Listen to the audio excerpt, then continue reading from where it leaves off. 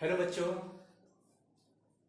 Let's start hashtag lecture number 6 some basic concept of chemistry. आजच्या lecture मध्ये आपण बघणार आहोत शेवटचा लॉ, जे काही 5 लॉ आपण बघणार आहोत त्याच्यामधला शेवटचा लॉ 5 नंबरचा Avogadro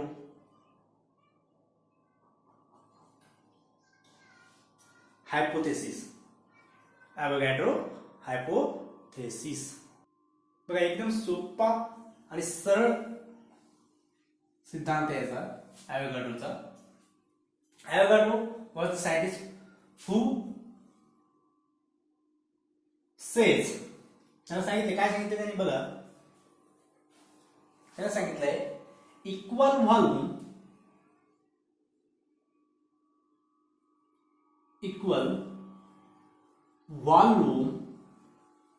of all gases,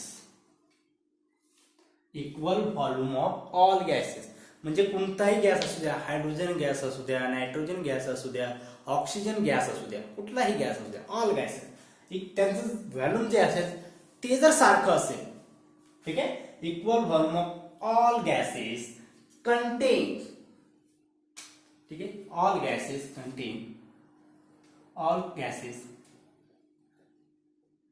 contain equal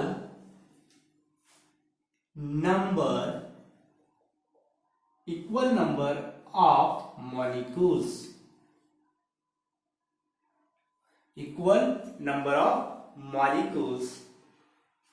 at the same temperature and pressure.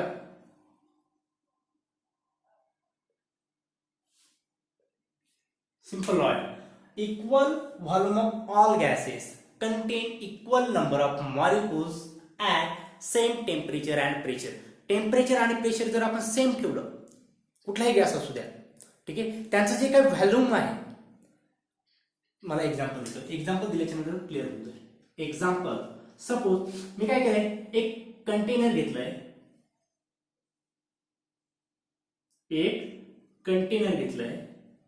एक कंटेनर, याची कॅपॅसिटी जी आहे ती कॅपॅसिटी आहे 100 ml ची, 100 ml. मी काय केलंय, याच्यामध्ये 100 ml हायड्रोजन गॅस फिलअप केलाय. काय फिलअप केलंय? 100 ml H2 gas, 100 ml hydrogen gas मी या ठिकाणी फिलअप केलेला आहे. तर या ठिकाणी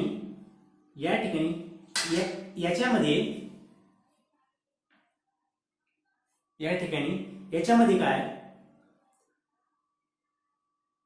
X molecules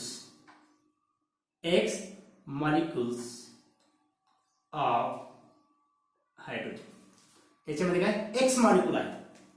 100 ml hydrogen gas घेतलाय 100 ml सिलेंडर मध्ये, याची कॅपॅसिटी 100 ml ची आहे, म्हणून त्याच्यामध्ये किती बसला गॅस, 100 ml गॅस बसला, ठीक आहे. पण त्याच्यामध्ये मला असं लक्षात आलं की त्याच्यामध्ये मॉलिक्यूल आहेत, किती आहेत, X मॉलिक्यूल्स आहेत, ठीक आहे. मग मी काय केलंय, सेम कंटेनर घेतलंय, हेच कंटेनर म्हणजे अशा प्रकारचंच कंटेनर की त्याची सुद्धा कॅपॅसिटी किती ml ची आहे, 100 ml. आणि याच्यामध्ये मी काय केलंय, 100 ml ऑक्सिजन गॅस घेतला, 100 ml काय, ऑक्सिजन गॅस. याच्यामध्ये हायड्रोजन गॅस, याच्यामध्ये हायड्रोजन गॅस, त्यांचा व्हॉल्यूम किती आहे, 100 ml. कंटेनरचं व्हॉल्यूम किती आहे, 100 ml. पण या ठिकाणी मला असं लक्षात आलं की या ठिकाणी जे काही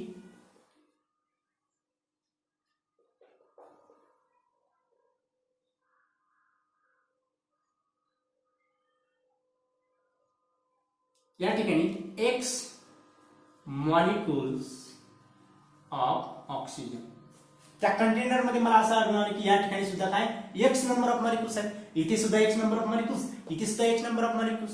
मग मी काय केलं, ठीक आहे, एखाद्या वेळेस दोन्ही गॅसचं नंबर ऑफ मोल्स सेम येऊ शकते. मी तिसरं सिलेंडर घेतलं, थर्ड सिलेंडर. मी काय केले, थर्ड सिलेंडर घेतलं, ते सुद्धा सेम कॅपॅसिटीचं. याची सुद्धा कॅपॅसिटी किती आहे, 100 ml. आणि याच्यामध्ये मी काय केले, 100 ml नायट्रोजन गॅस घेतलाय. काय घेतलाय, N2 किती घेतलाय, 100 ml.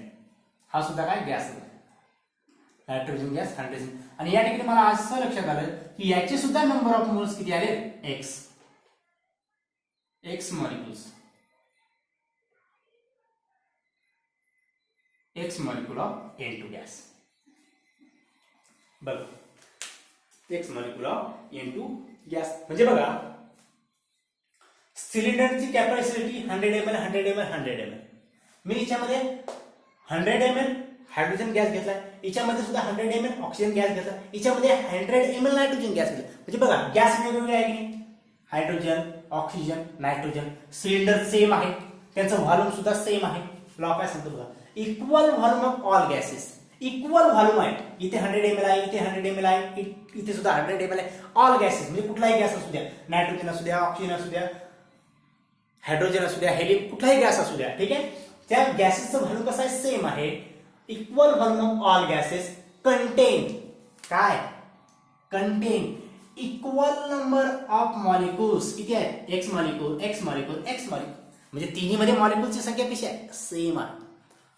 हाच लॉ आहे, याला म्हणतो आपण ॲव्होगाड्रो हायपोथेसिस किंवा ॲव्होगाड्रोज लॉ ऑफ कॉम्बिनेशन्स.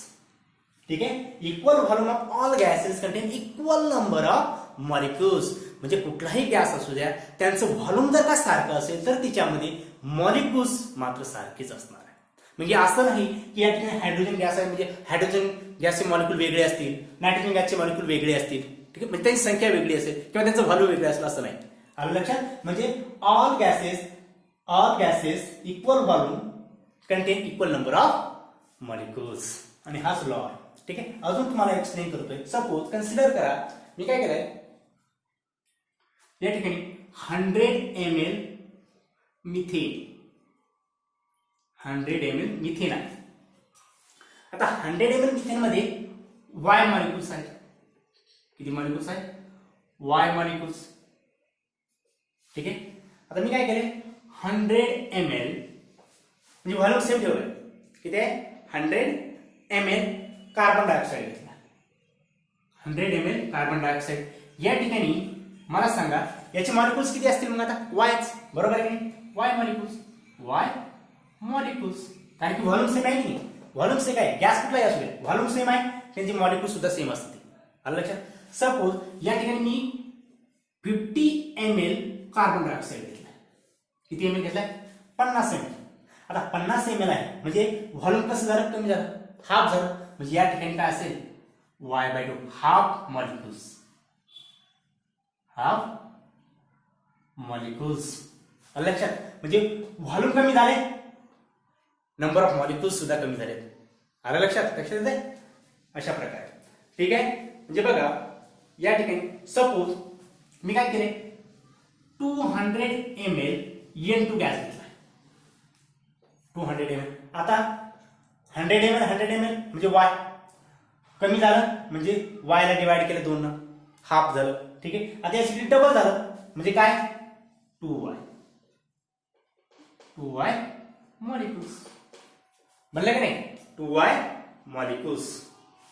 अरे बघा ना, 100 ml जर असेल तर 100 ml N2 असेल तर Y मॉलिक्युल्स, बरोबर आहे, Y मॉलिक्युल्स. 200 असेल तर 2Y मॉलिक्युल, 300 असेल तर 3Y मॉलिक्युल्स. म्हणजे बघा मास व्हॉल्यूम जेवढं असेल मॉलिक्युलचं, व्हॉल्यूम जर सारखं असेल तर नंबर ऑफ मोल्स सुद्धा सारखे असणार. व्हॉल्यूम कमी झालं तर नंबर ऑफ मॉलिक्युल्स कमी होणार, व्हॉल्यूम वाढलं तर नंबर ऑफ मॉलिक्युल्स सुद्धा वाढतात. म्हणजे काय, equal volume of all gases content equal number of molecules at same temperature and pressure.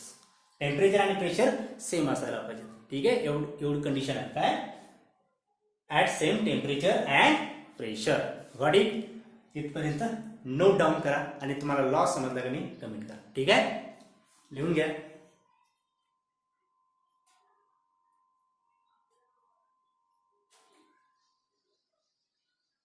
बघा या ठिकाणी आपण काय सांगू शकतो, सिंपल. बघा, व्हॉल्यूम कमी झाले, नंबर ऑफ मोल्स कमी झाले, व्हॉल्यूम वाढले, नंबर ऑफ मॉलिक्युल्स सुद्धा वाढले. म्हणजे आपण या ठिकाणी सांगू शकतो व्हॉल्यूम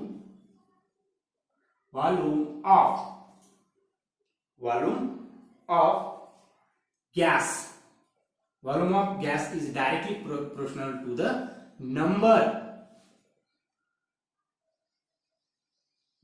of molecules. बरोबर आहे की नाही. व्हॉल्यूम वाढले, नंबर ऑफ मॉलिक्युल्स वाढणार, व्हॉल्यूम कमी झाले, नंबर ऑफ मॉलिक्युल्स कमी झाला. सिंपल. लक्षात. आणि हाच लॉ आहे आयोगाडोस लॉ. ठीक आहे. बघा, या ठिकाणी आपण जे काही 5 लॉज आहेत ते लॉज आपण डिस्कस केलेले आहेत. आय होप तुम्हाला ते कळालेले असतील. रिव्हिजन करा. आणि या ठिकाणी आपण परत नवीन कन्सेप्टला सुरुवात करणार आहोत, डाल्टन्स ॲटॉमिक थिअरी. ठीक आहे. म्हणजे डाल्टन जो सायंटिस्ट आहे त्यानं काय केलेले, काही पॉईंट्स मांडलेले आहेत आणि त्या पॉईंट्समध्ये ते हे जे 5 लॉ आहेत सगळे कव्हर केलेले आहेत. आलं लक्षात. ती थिअरी आपण या ठिकाणी घेऊ. त्याची जे काही पॉईंट्स जे आहेत ते पॉईंट्स आपण या ठिकाणी समजावून घेऊ. ठीक आहे. हे नोट डाऊन करा. मग डाल्टन ॲटॉमिक थिअरी काय सांगते. डाल्टनचं म्हणणं काय, जो काही ॲटम्स आहे, कुठलाही एलिमेंटचा ॲटम्स असेल त्याच्याबद्दल डाल्टननं सांगितलेलं आहे 1808 मध्ये. आणि तो ॲटम ज्या स्वरूपात एक्सप्लेन केलेला आहे ते काय पॉईंट पुट फॉरवर्ड केलेले आहेत, मांडलेले आहेत, त्या पॉईंट्सलाच आपण म्हणतो Dalton's atomic theory.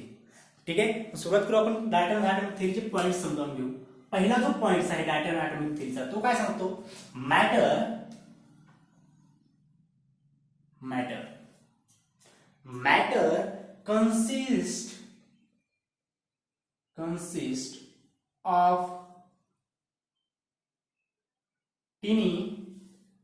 matter consists of tiny indivisible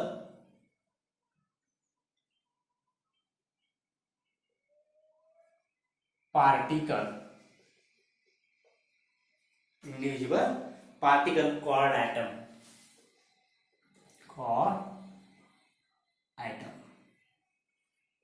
यार काय सांगितलंय, हे जे विश्व आहे आपलं, हे विश्व अशा प्रकारे बनलेलं आहे की त्याच्यामध्ये काय स्मॉल टिनी म्हणजे अतिशय सूक्ष्म कण आहे. टिनी म्हणजे काय, अतिशय सूक्ष्म कण. आणि तो कसा आहे, इंडिव्हिज्युअल आहे. म्हणजे आपल्याला दिसत सुद्धा नाही डोळ्याने. असा इंडिव्हिज्युअल स्मॉल कण जो आहे त्याच्यापासून हे मॅटर कण बनलेला आहे. आणि तो जो काही कण आहे, जे काही इंडिव्हिज्युअल पार्टिकल आहे या जगातला, या विश्वातला, त्याला म्हणायचं ॲटम्स. त्याला काय म्हणायचंय, ॲटम्स. जो की आपल्याला डोळ्याने दिसत नाही आणि अतिशय सूक्ष्म आहे, त्याला म्हणतो आपण ॲटम्स. आलं लक्षात. त्याला काय म्हणायचंय, ॲटम्स. नेक्स्ट पॉईंट त्यानं काय म्हणलाय, त्यानं म्हणलाय ऑल द ॲटम्स, जेवढे काही ॲटम्स असतील, all the atoms of given element, all the atoms of given element, all the atoms of given elements have a identical property, have a identical property, have a identical properties including mass, including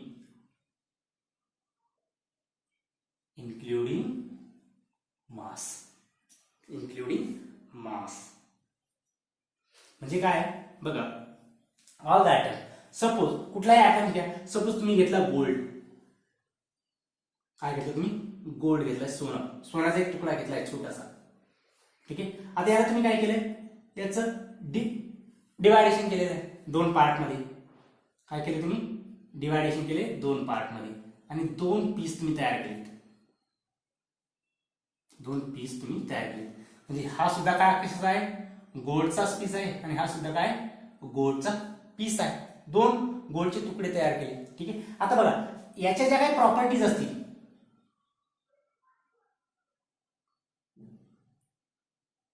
याची जी काही property आहे तीच property याची असणार. कारण की दोन्ही तर गोल्डच आहे. हा, फक्त त्यांचं 2 भागांमध्ये तुकडीकरण झालेलं आहे, पण प्रॉपर्टी याची जी प्रॉपर्टी असेल ती याचीच असणार, कारण की दोन्ही तुकडे कशाचे आहेत, सोन्याचेच आहे. ठीक आहे. आता बघा याचं जेवढं मास असेल तेवढंच मास याचं असणार, कारण की दोन भाग आपण दोन भागांमध्ये व्यवस्थित डिवाइड केलेले आहे, म्हणजे याचं जे मास आहे याचं सुद्धा ते सेम मास असणार. ठीक आहे. फक्त तिसरा जो पॉईंट त्याला काय सांगितला आहे, तिसरा जो पॉईंट सांगितला आहे तो अतिशय महत्वाचा आहे. बघा डिफरंट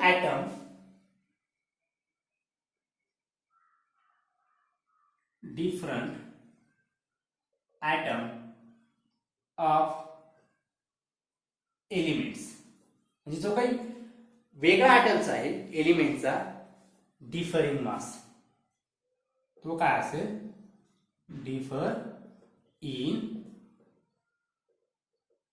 मास. म्हणजे सपोज या ठिकाणी तुम्ही चांदीचा तुकडा जर घेतला आणि याचे सुद्धा सेम दोन तुकडे जर तुम्ही केले, ठीक आहे, सिल्वर घेतलाय तुम्ही, हा सुद्धा सिल्वरच असणार आहे, हा सुद्धा सिल्वरच असणार आहे.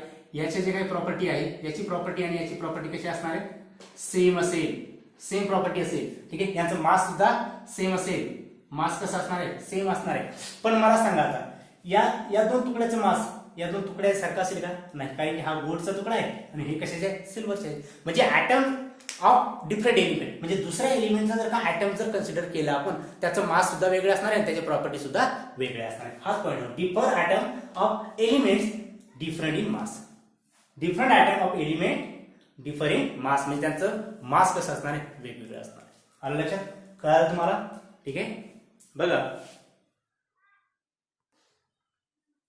चौथा जो पॉईंट सांगितलाय तो असा, द कंपाऊंड्स आर फॉर्म, म्हणजे जे काही कंपाऊंड बनत आहेत, कंपाऊंड्स आर फॉर्म, जे काही कंपाऊंड्स बनत आहेत ते कंपाऊंड्स आर फॉर्म व्हेन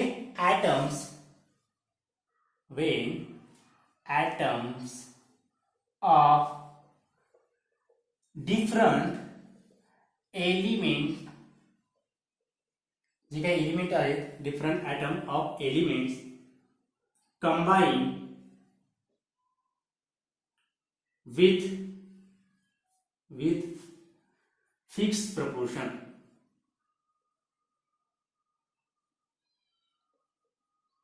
त्यांचं प्रपोर्शन फिक्स असेल. ठीक आहे. Compounds are from when atoms of different element combine with fixed proportion, म्हणजे कुठल्याही एलिमेंट, सपोज या ठिकाणी कार्बन घेतलाय आणि या ठिकाणी ऑक्सिजन घेतलाय. ठीक आहे. या ठिकाणी जो काही मॉलिक्यूल बनणार आहे, सपोज कंपाऊंड बनणार आहे, या ठिकाणी बनला CO2, तर आपल्याला याचा रेशिओ जो आहे फिक्स ठेवावा लागणार आहे. हा एक कार्बन घेतलाय, ते याला एका कार्बनला 2 ऑक्सिजन लागतात, तर 2 ऑक्सिजनला किती ऑक्सिजन, 2 कार्बनला किती ऑक्सिजन लागेल, 4. बरोबर आहे. म्हणजे या ठिकाणी सुद्धा काय बनेल, CO2च बनेल, पण किती वेळेस, 2 वेळेस. आलं लक्षात. म्हणजे compounds are form when atoms of different elements, हे ॲटम्स आहेत, कशाचा ॲटम्स आहे, हा कार्बनचा, हा सुद्धा कार्बनचा. ठीक आहे. पण यांचं प्रपोर्शन कसं आहे, कंबाईन विथ फिक्स प्रपोर्शन. हा 1 असेल तर हा 2 लागतो, तर हा 2 असेल तर हा किती लागेल, 4 वेळेस. आलं लक्षात. हे सुद्धा त्यांना सांगितलेलं आहे, लॉ ऑफ मल्टिपल प्रपोर्शन. ठीक आहे. आठवतंय ना. ठीक आहे. नेक्स्ट लॉ जो आहे आपलं, sorry next assumption, next point जो आहे, नेक्स्ट पॉइंट बघा, नेक्स्ट पॉइंट काय म्हणतो, केमिकल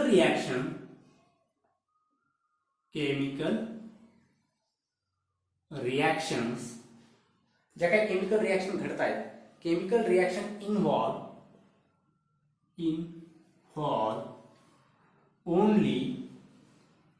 only the reorganization, काय असेल, रिऑर्गनायझेशन ऑफ, कशाचं रिऑर्गनायझेशन असणार आहे, फक्त ॲटम्स. रिऑर्गनायझेशन ऑफ ॲटम्स म्हणजे काय, सपोज एखादी रिॲक्शन आहे, कार्बन प्लस ऑक्सिजन, या ठिकाणी काय झालं, CO2 बनला. म्हणजे या ठिकाणी बघा, हा कार्बन आणि हा ऑक्सिजन कंबाईन झाला आणि CO2 बनला, रिऑर्गनाइज झालाय. म्हणजे इकडे कार्बन आहे, इथे ऑक्सिजन आहे, ह्या दोघांनी मिळून काय बनलाय, CO2 बनलाय. म्हणजे ऍटम्स कमी जास्त झालेत का, नाही, फक्त काय झाले, रिऑर्गनाइज झालेत. बरोबर आहे. म्हणजे रिअरेंज झाले. इकडे एक कार्बन होता, इकडे एक ऑक्सिजन होता. ठीक आहे, यांचे कॉम्बिनेशन झाले आणि हा मॉलिक्यूल बनला. ऍटम्स कमी जास्त होत नाही, फक्त त्यांचं रिऑर्गनायझेशन होतं. ठीक आहे, म्हणजे केमिकल रिएक्शन जे आहे, आता ही केमिकल रिएक्शन आहे, या ठिकाणी काय झालंय, हा कार्बन जो आहे हा ऑक्सिजन सोबत ऑर्गनाइज झालाय in the form of CO2. आला, in the form of CO2. ठीक आहे. नेक्स्ट पॉइंट जो आहे,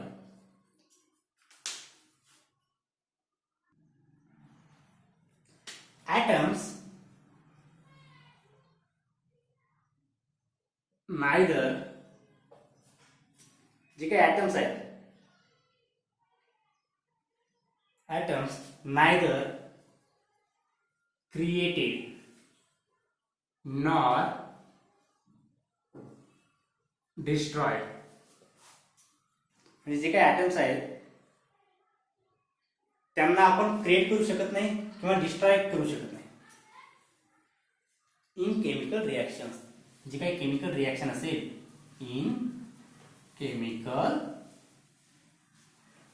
रिएक्शन म्हणजे बघा, हा कार्बन, हा ऑक्सिजन, या ठिकाणी बनलाय कार्बन डायऑक्साइड. आता काय सांगते, ऍटम्स नायदर क्रिएटेड, हा आपण क्रिएट केलाय का, नाही. हा आपण क्रिएट केलाय का, नाही. फक्त आपण काय केलं, कंबाईन केलाय. ठीक आहे, आणि यांना आपण नष्टही करू शकत नाही, या ऍटम्सला आपण नष्टही करू शकत नाही. बघा, कार्बन आणि ऑक्सिजन कंबाईन झालाय, कार्बन डायऑक्साइड बनलाय. आपण याला खतम केले का, नाही. डिस्ट्रॉय केले का, नाही. म्हणजे याला क्रिएट करू शकत नाही आणि डिस्ट्रॉय करू शकत. ही केमिकल रिएक्शन घडणार आहे. ठीक आहे, यांना आपण, या ऍटम्सला आपण क्रिएट करणार नाही किंवा डिस्ट्रॉय सुद्धा करणार नाही. ठीक आहे, फॉर एक्झाम्पल या ठिकाणी मी हायड्रोजन घेतलाय, या ठिकाणी ऑक्सिजन घेतलाय, आणि या ठिकाणी मला मिळालाय टॉईस ऑफ H2. या ठिकाणी सुद्धा मी ऍटम तयार केलाय का, नाही. क्रिएट केलाय, नाही. फक्त एक केमिकल रिएक्शन घडवली, ती केमिकल रिएक्शन घडली. म्हणजे केमिकल रिएक्शन मध्ये ऍटम्स आपण क्रिएट करू शकत नाही आणि डिस्ट्रॉय सुद्धा करू शकत नाही, फक्त त्यांना रिऑर्गनाइज करू शकतो. हा पॉईंट सांगतोय. ठीक आहे, आणि जे काही कंपाऊंड्स बनत आहेत ऍटम्स किंवा एलिमेंटच्या कॉम्बिनेशनने, त्या ठिकाणी त्याचं जे काही प्रपोर्शन आहे ते कसं असणार आहे, फिक्स असणार आहे.